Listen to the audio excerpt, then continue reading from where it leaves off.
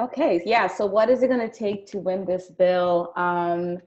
As you know, we saw from examples in as we saw from examples in history and like examples that you all have shared for your own campaigns.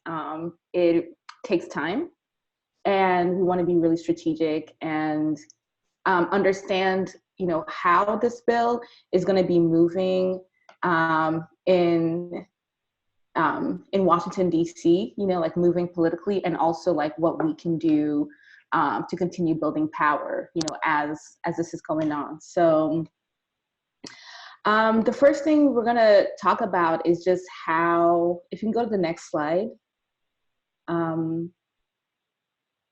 is how a bill becomes a law, right? So like what all has to happen before we can claim this as a victory. So the first thing is the idea, right? As Cece mentioned, a lot of workers' voices went into crafting this bill, right? Into thinking about where the gaps are and moving beyond the basic as well. So we have this idea for domestic workers Bill of Rights that's national. It was introduced July 15th, right, by Representative Jayapal in the House and Senator Harris in the Senate. And I'm curious of the folks that we have on this call, like who all got a chance to go to DC for the introduction. You can just visually say, raise your hand, or okay. Well, I didn't get to go, but yeah, it looked amazing. All the energy in the photos were amazing. So now that the bill hasn't been introduced, like what does it get introduced to, right? So for this might be, just might get over your head, so we can always come back to it. Our bill is introduced into the House of Representatives into a specific committee, which is the Education and Labor Committee. And then in the Senate, it was introduced into the Health, Education, Labor, and Pensions committees. And so something to just note is these are the committees that deal with labor and education. If you think about what this bill is asking for, it's making significant change in the life of a lot of workers. And it's also setting us up to actually do some research, some education with communities, and to figure out how to continue to raise the standards for domestic workers. So before the bill even gets to that point, though, we'll have to get hearings in the House of Representatives, and that's kind of where we're at right now. So we're, if we can like situate ourselves, we're in step 4 right now, right? We're trying to get folks in, we're trying to get co-sponsors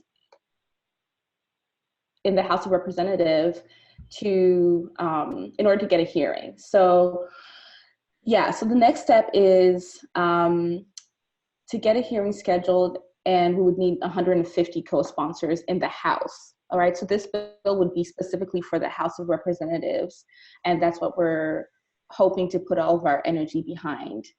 Currently, something to celebrate is that there are 42 co-sponsors in the House of Representatives. So it's not 150, but it's almost a third of the way there. And so that's what the next couple of months is really going to be focused on. And then, of course, once we have these hearings and things go back in between the House and the Senate, then Congress can pass the bill. We'd move over to step number 5, where Congress passes the bill, and then we have a president that can sign it. So let's go to the next slide. Okay, so I mentioned that there were some House representatives, some representative members that already have co-sponsored this bill. So you can take a look at this list. If anyone stands out, that's your representative.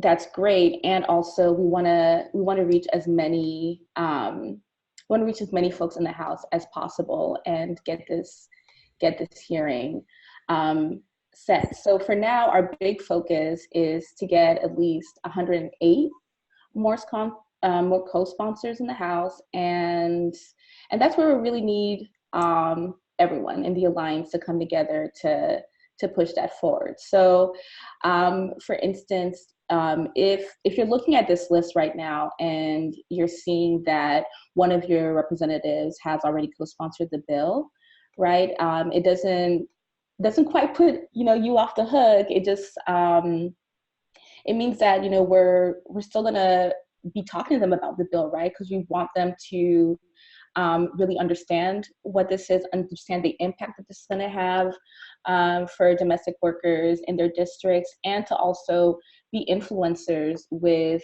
their colleagues who are in Congress as well.